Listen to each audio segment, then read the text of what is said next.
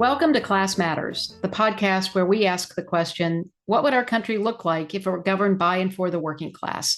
Class Matters is a project of the Debs Jones Douglas Institute. I'm Catherine Isaac, Executive Director. This episode, episode 7, is the first of a two-part series where we'll be entertaining questions from listeners of Class Matters, and we'll be talking about life in the last decades of the Jim Crow South, as experienced by Professor Adolph Reed Jr. Adolph, who has been involved in working class politics for more than half a century, is Professor Emeritus of Political Science at the University of Pennsylvania. His research interests include American and Afro-American politics and political thought, urban politics, and American political development. He serves on the board of the Debs Jones Douglas Institute.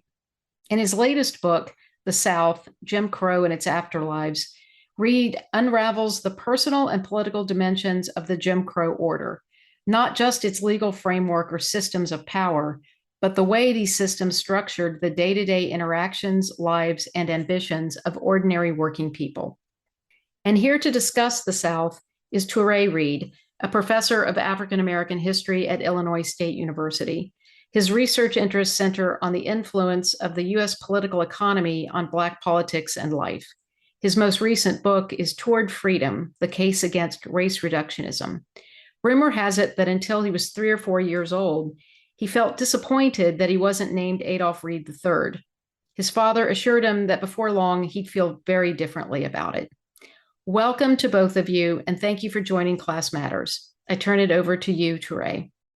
Thank you for that wonderful introduction, Catherine. And yes, I did get over my desire to be Adolph III on. It didn't take a lot of exposure to World War II history to take care of that. So as you might expect, people have brought up the South to me many times.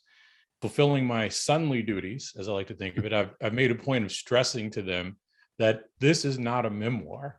It's a boots on the ground walk through the Jim Crow regimes and their immediate aftermath that seeks to challenge some widely shared misunderstandings about the past that have had negative implications for how we think about racial inequality and other forms of inequality, frankly, today. Is that a fair characterization of the South? Yes. Dad? Yes. Thank you very much. I appreciate that greatly. I'm trying. I mean, this has been a lot more enjoyable and a lot easier for me than having to talk about the Black public intellectual.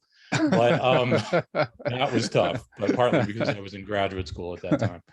So that said, now that we've made that plain, as you see it, the dominant contemporary recollections of Jim Crow tend to uncouple the regimes from their historical context by either reducing Jim Crow to violent flashpoints or attributing Jim Crow to inexorable white prejudice. One of the things that's really interesting about these ahistorical takes on Jim Crow is that it's led many Black Americans to develop a kind of romantic attachment to Jim Crow era Black communities, or at least an imagined Jim Crow era Black community in which many presume that these Jim Crow era Black communities were comparatively free of class and other tensions that have since hobbled post-Jim Crow Black communities.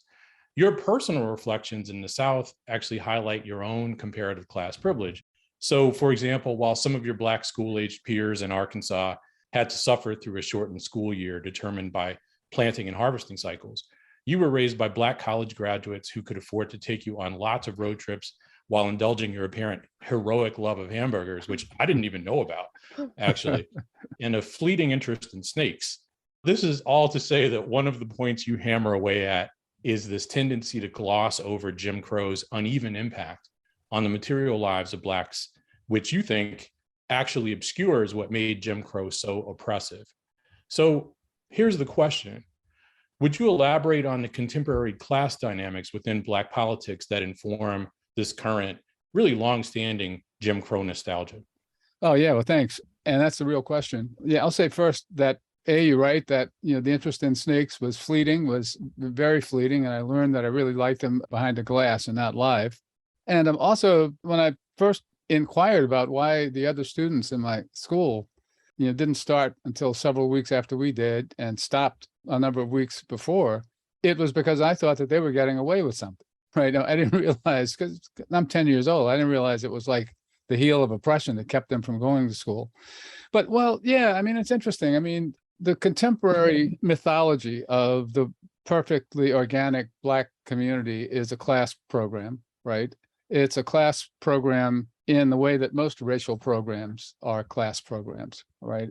The idea that there's an organic population that's all the same, that experiences everything the same, justifies the racial spokesmanship, claims to racial representation that people whom you see on MSNBC and elsewhere make, right, all the time, right? And that's part of the reason, and it underwrites, the race relations framework, which is the context within which that claim to being able to speak for the entire population takes shape. I mean, the fact that nobody ever asks, well, how did you get to speak for something called Black people or Black youth or Black women or whatever, never pops up. And that's a part of the problem. And the role that the reinvention of the Jim Crow order as a moment when we were all together, right, is a significant element in ideological construct that underwrites this class program that dresses itself up as a race program today. Does that make sense?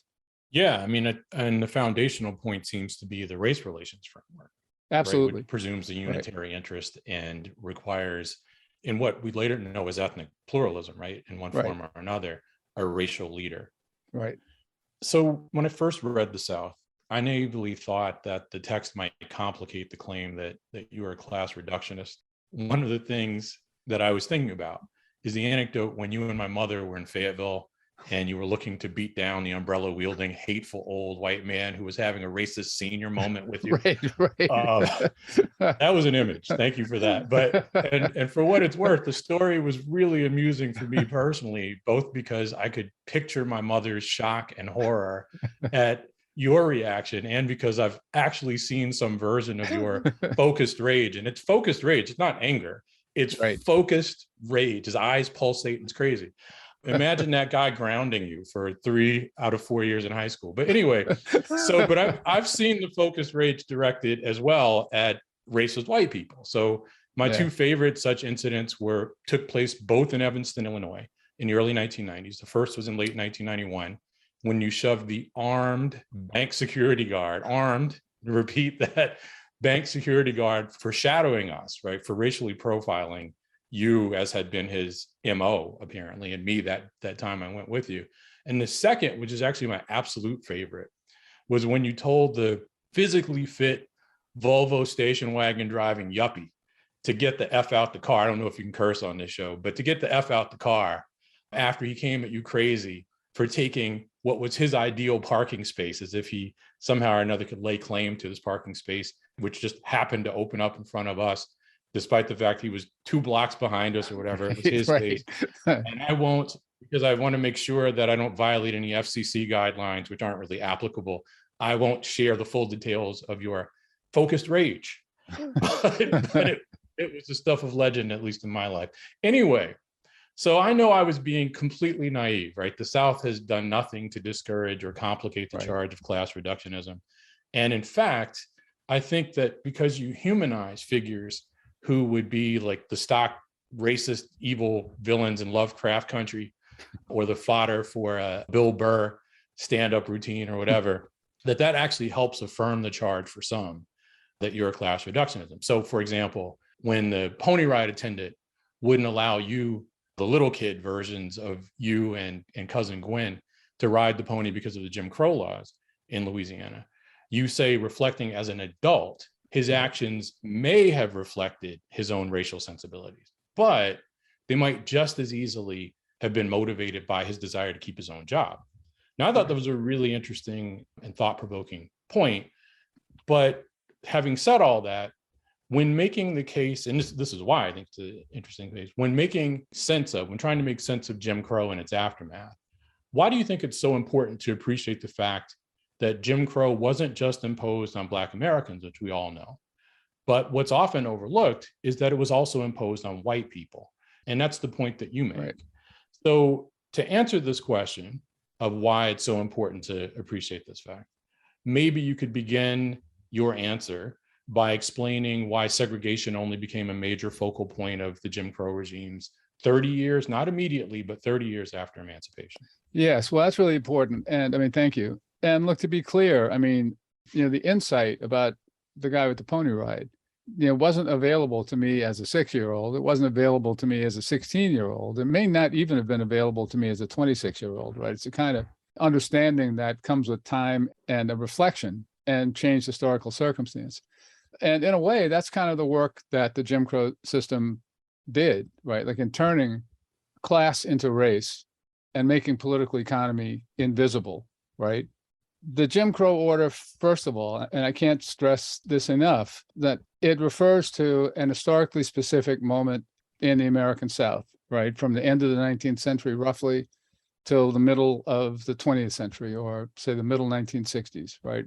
Well, what I often said to students when I had them was that all 4 of my grandparents were at least fully sentient beings, if not full adults, by the time the Jim Crow regime was consolidated institutionally, and its back was broken by a few months after my 18th birthday, right? So, I mean, that gives you a sense. And it was a response, it emerged as a response to specific problems, to one specific problem that the Southern ruling class, the planter, merchant, capitalist class, had since, if not emancipation, at least since the ratification of the 15th Amendment that gave Black men the franchise, was concerned over the possibility that the mass Black freedmen, and poor and working class whites would form an electoral bloc to challenge the hegemonic power of that Southern ruling class. And I think a way to read the 30 years after emancipation was as like positional warfare in class struggle. And our side had some victories. The popular side had some victories here and there. Like in 1879, the state of Virginia elected a statewide government under the aegis of the Readjuster movement that was made up of Black freedmen and white farmers and workers, after they won. And interestingly, like the head of the movement was a former Confederate general, but after they won, they passed laws that sort of tilted, the balance of public policy more to favor farmers and working people. And things like that happened around, the region, right, for those 30 years. So it's not that the planters were Freudian or insanely paranoid in their fear. There was objective basis for the fear. And the crest of it came with the populist insurgency in the early 1890s, across the region. And in fact, in North Carolina, a populist Republican fusion alliance won power statewide in 1894 and was reelected with a bigger margin in 1896, as well as electoral control of many of the major cities in the state. And that was a clarion call. And the populist insurgency was defeated through violence, fraud, intimidation, murder, right? I mean, there were 1.25 million members of the Colored Farmers Alliance, which was the Black populist organization. So there was a foundation for interracial or biracial political action on the part of people who recognized their own interests and came together accordingly. So Jim Crow, as a social order, gets imposed in the aftermath of the defeat of the populist insurgency and after disfranchisement, right? And it's important to keep in mind that disfranchisement happened only after the defeat of the populist uprising, and the Jim Crow was only imposed after disfranchisement. So part of the answer is it's important to take that into account, or to take into account the impact that the regime had on whites as well as Blacks, just in the spirit of getting the story straight, right? But also what people don't think about is when I say that the Jim Crow order was imposed on whites as well as Blacks, I mean a couple of things, right? The less consequential one maybe is that whites' behavior was regulated by the racial strictures in the same way that Blacks was. I mean, not with consequences that was great on a daily basis, but whites' behavior was controlled also. And whites, had to live with or anticipate the possibility of being accused of being soft on Blacks, as it were. Like we all know what the actual phrase was, something like African-American lover, which could have had consequences. But beyond that, and more consequential, but less visible, is the fact that taking the mass of Black people out of the political equation also left working class and poor whites without effective political allies anymore. So even though they were able to vote, and as I point out in the book and point out elsewhere, not inconsequential number or insignificant number of whites were also disfranchised as part of disfranchisement, like in some states, maybe up to a quarter of the white electorate, if not more. But those lower status whites who were able to vote had to define their electoral interest, right, in the context of a political system that was overwhelmingly shaped to give priority to the interests of the ruling class. And when people ask questions like, well, why is the South so anti-union, for instance? Well, the first response that nobody hardly ever thinks to give is disfranchisement, right? Because the ruling class controlled electoral politics in the South like it did not like in the North and the industrial Midwest, then there were no John Altgelds, right? There were no pro-labor mayors or pro-labor governors or pro-labor congressmen or anything like that. No Vito Marcantonio, for instance. So when the waves of unionization hit, workers couldn't count on any allies, couldn't count on a local sheriff to be to be supportive or anything like that. So that's one long-standing impact. And then when you sort of tease out all of the backwardness, right, with respect to standards of living, access to constitutional rights, and the rest that stereotypically are associated with the South subsequently, they all stem from the fact that the labor movement has been weak.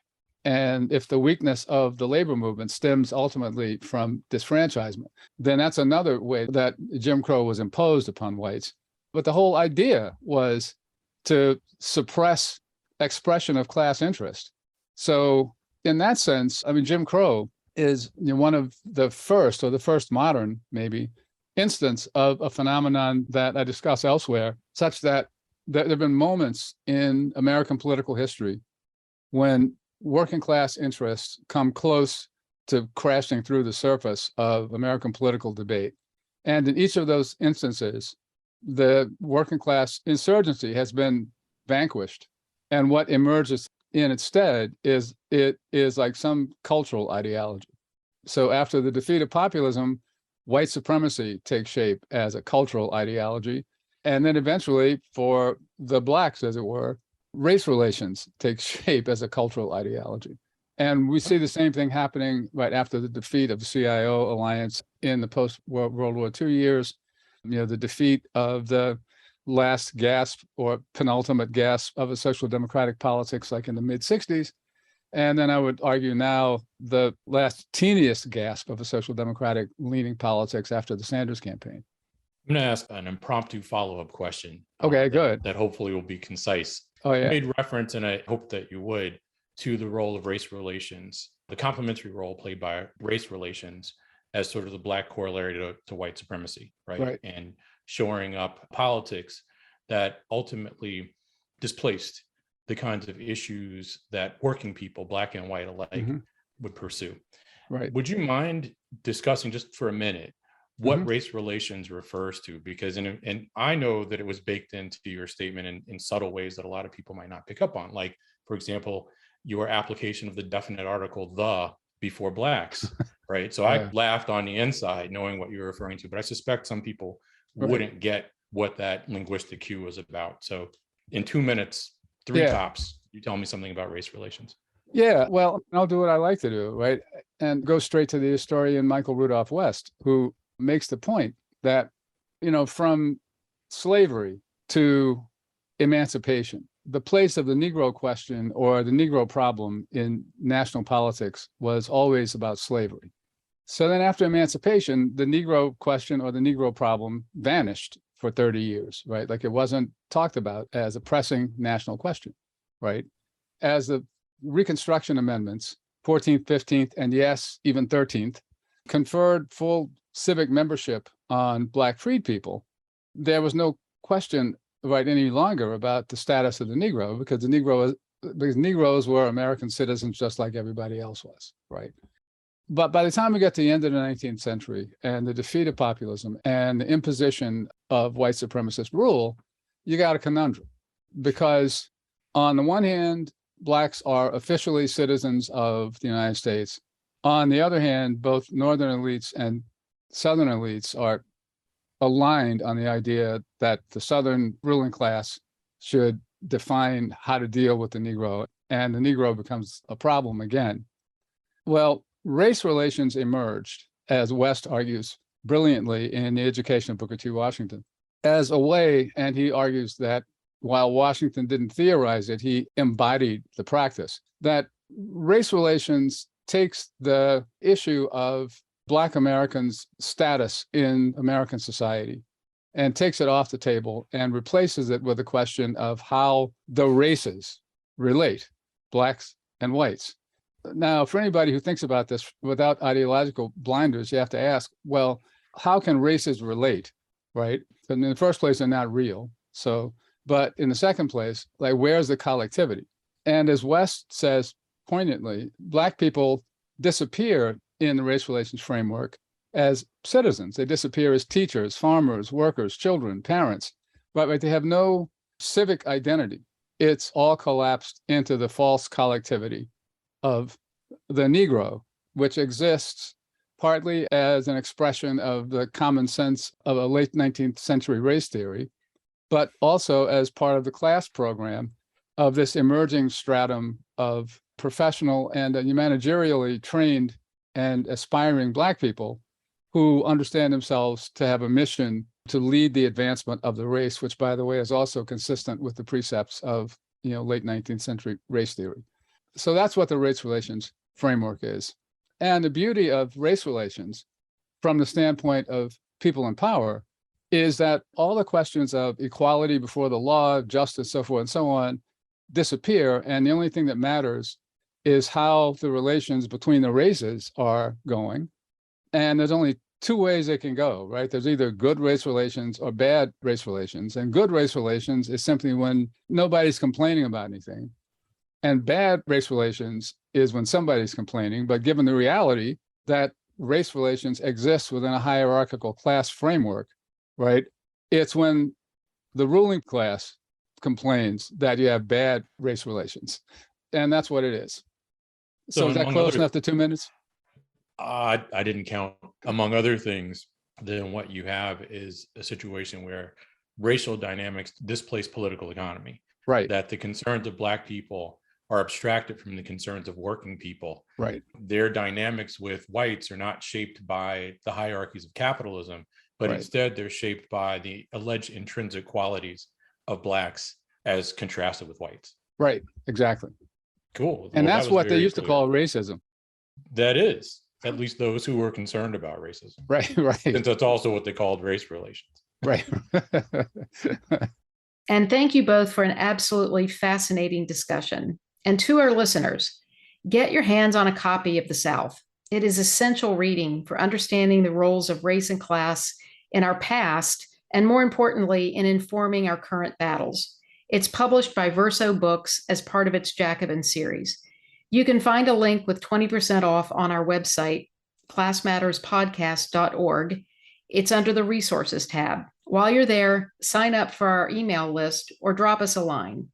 And we're now going to turn to take some questions from Class Matters listeners. So the first question is from Jake, and it's for the two of you. Jake writes, there's a wonderful audio interview of Adolph Reed Sr., Adolph Jr.'s father, recorded in 1992. In it, Reed Sr. describes the one or two times he quarreled with his son politically. One was over Lyndon Johnson's legacy, the other over the viability of Tom Harkin's presidential run. In both instances, according to Reed Sr., his son eventually came around to the right way of thinking. Have the two of you had major political disagreements? And if so, how did Professor Toure Reed eventually come around to the right way of thinking? In all seriousness, can you describe any major political disagreements between the two of you? And can you say anything about Adolph Reed Sr.'s intellectual legacy and that generation of Black political scientists? Well, I'd say one little thing first, and then turn to you. Which is that what I recall as the most intense disagreement that my father and I had was over Czechoslovakia in 1968, and I came to the proper way of thinking after that also. So the Lyndon Johnson point is kind of funny. In a conversation I had with my grandfather about 21 years ago, he was pleased to learn that Lyndon Johnson at that stage of my life was my favorite president. And the reason that Lyndon Johnson was my favorite president comes down to, or the reasons comes down to a couple of things. One, I was born in the 70s, which means that I was not of draft age. So that made it easy because I wasn't even alive, right? So that helped a ton. I'm also not Vietnamese, Cambodian, or Laotian. So that helped a ton too, for what it's worth. But it came down to Lyndon Johnson being the greatest civil rights president. Mhm. And I know that the reason my grandfather was so happy that Lyndon Johnson was my favorite president at that time was because of the divide that he and my father had on Lyndon Johnson. So for that one brief moment, he made clear that he thought I was smarter than my dad because he didn't have to convince me. The only major disagreement I would say that we've had, and it's not a major disagreement, is kind of sort of on the use of institutional racism as an analytical category. I use it and my father doesn't. But the interesting thing is, to give my father his due on this one, he's done the deep dive on the history of institutional racism. I haven't done the deep dive on the history of institutional racism. He's writing about the limitations of the framework in his forthcoming book, When Compromises Come Home to Roost. Is that the title? Yep. So he has a deeper knowledge of it than I do. But nevertheless, while we share the same perspective, I think, on structural racism and systemic racism as being too airy and abstract, right? You can't point to the mechanisms as he had alluded to before. Institutional racism, for me, doesn't have the same connotation because you can point to a specific institution and related policies that have a disparate impact. Where we start to converge a bit, though, is I certainly share his view that often enough, what one might describe as institutional racism by way of a disparate impact analysis may actually come down to not racism, but it may actually reveal other structural problems in society, right? Like, let's say in the area of construction workers who are often disadvantaged in Black and brown construction workers, for whom there's a contention that they're disadvantaged by discriminatory labor unions. Certainly that was true. There's no question that the elite building trades in particular had a terrible history when it came to race, and they embraced, if you will, opening the labor market to Black and brown people, whatever their sex, and women, whatever their race, kicking and screaming. Having conceded that, it would be a lot harder to maintain those commitments today, given the scrutiny that the trades operate under. And yet you still have a shortfall of Black apprentices, right? And of course, there are a lot of things going on there, but knowing people who work in the building trade, some of them have been revelatory for me, just things that I hadn't thought about. Among the things that's reflected in the shortfall of Black and brown apprentices comes down to the failures of public education, right? I mean, you actually do have to know some basic math to go into carpentry or plumbing or electrical work, right? And if you're the product of a school that came up short in that regard, then you're at a big disadvantage. Likewise, you have to know what the tools are. And something as simple as being the child of a renter versus the child of a handy homeowner can disadvantage you in comparison to the kid of the handy homeowner, right?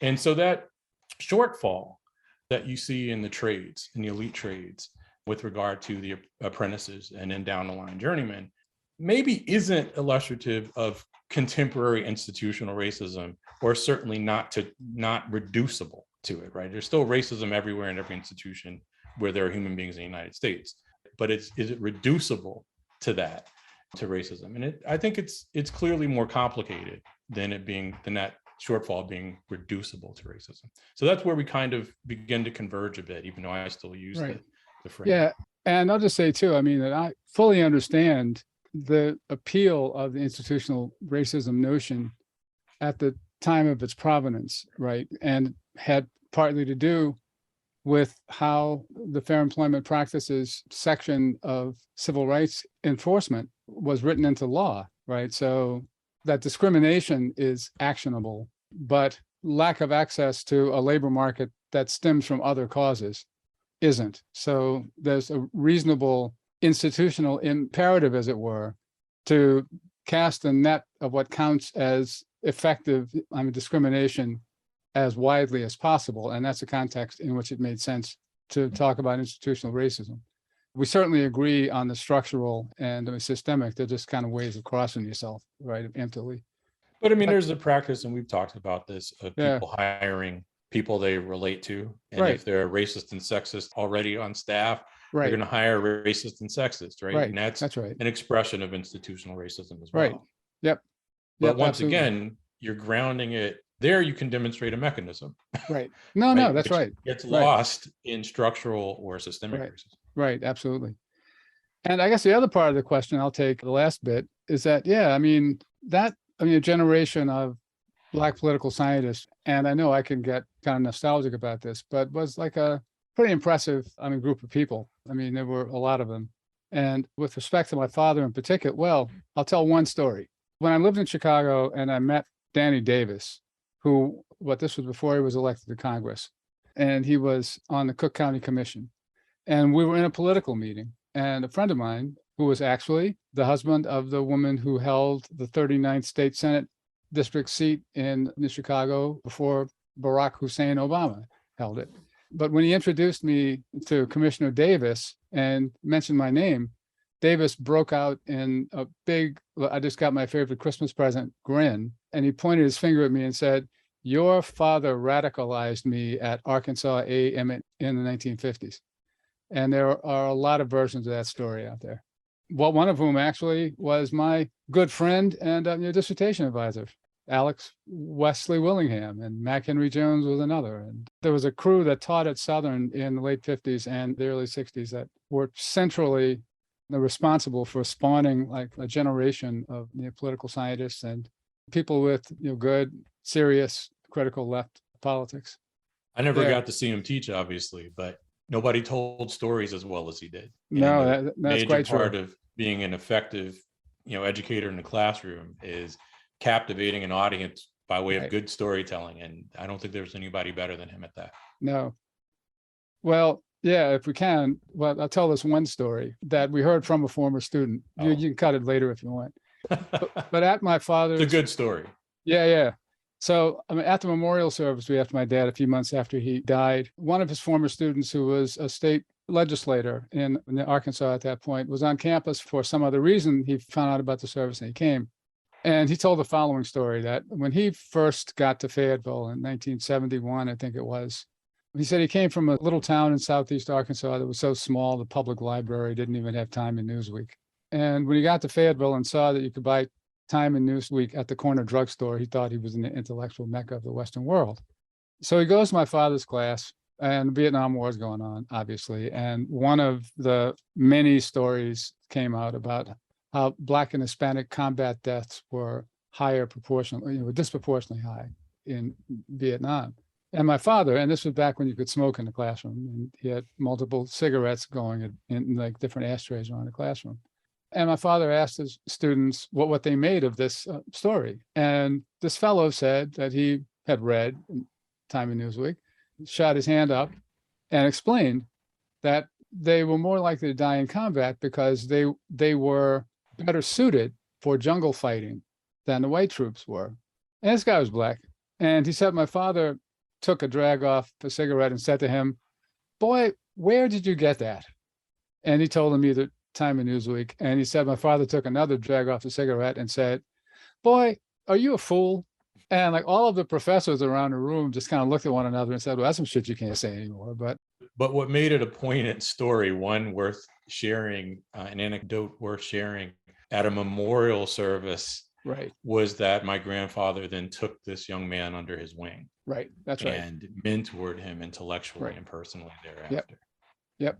Those are all great stories. Thank you for sharing them. I'm going to turn to another listener question that takes us back to the labor movement. And it is, can you talk about the recent wave of organizing, including at Starbucks and Amazon? Do you think this represents a true rebirth of the labor movement?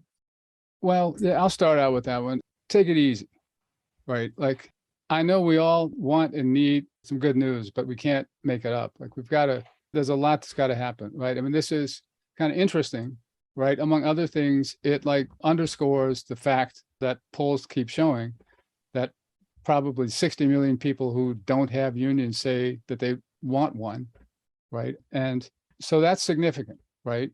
And I think now more than 200 Starbucks stores have voted to unionize, but those workforces are very small and they're dispersed. They've got a particular kind of labor force. Like, as I understand it, most of the workers at Starbucks are college graduates who are or in college and are up against it. So there's that. And I think Amazon is maybe a bigger nut, right? And it's a tougher company.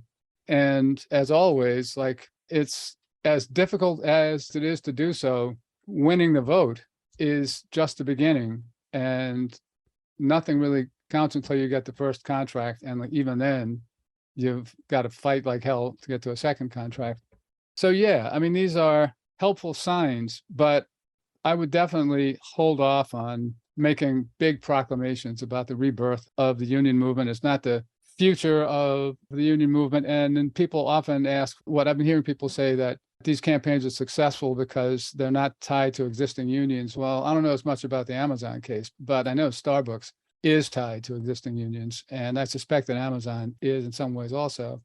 And I guess the last bit of the question, or the last bit of the issue, would be whether these victories even have been made possible by the fact that the Democrats now control the National Labor Relations Board. And I think that's definitely the case. And that's a good thing. And that shows why it's important for us that the Democrats control the NLRB.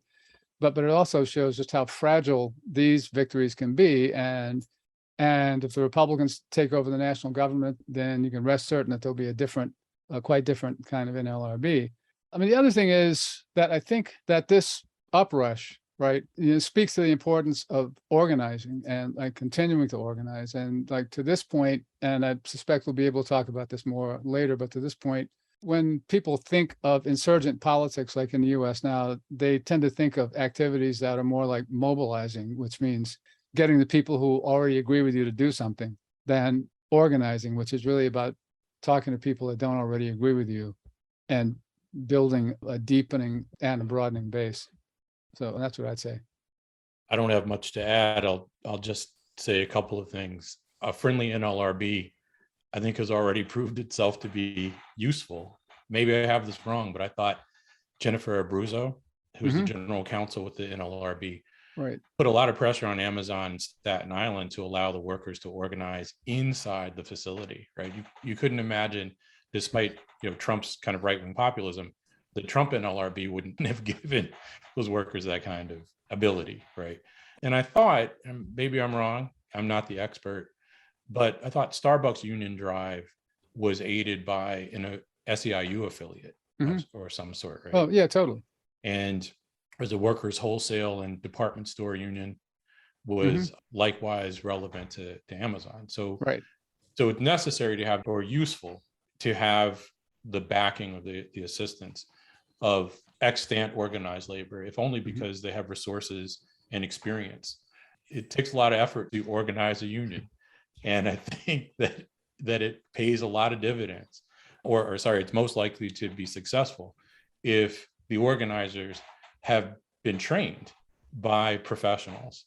So I think it's important, again, to keep in mind the utility of, as we see in, I think, Amazon and Starbucks to varying degrees, though, of current unions, older established unions in nascent organizing drives. Thank you both.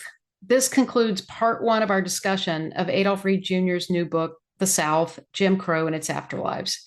You won't want to miss part two, where Adolph and Toure continue this discussion. Topics include the limits of identity politics, the removal of Confederate monuments, and whether or not romanticizing Jim Crow undercuts our ability to address the root causes of racial inequality today. And they'll take more questions from Class Matters listeners. In the meantime, get your hands on a copy of The South. It's published by Verso Books as part of its Jacobin series. You can find a link with 20% off on our website at classmatterspodcast.org. It's under the Resources tab. While you're there, sign up for our email list or drop us a line. You've been listening to the Class Matters podcast. We were joined today by Adolph Reed Jr. and Toure Reed. Our editor is Jimmy Wirt. Subscribe to Class Matters wherever you listen to podcasts and support us on Patreon. Thank you for listening to Class Matters.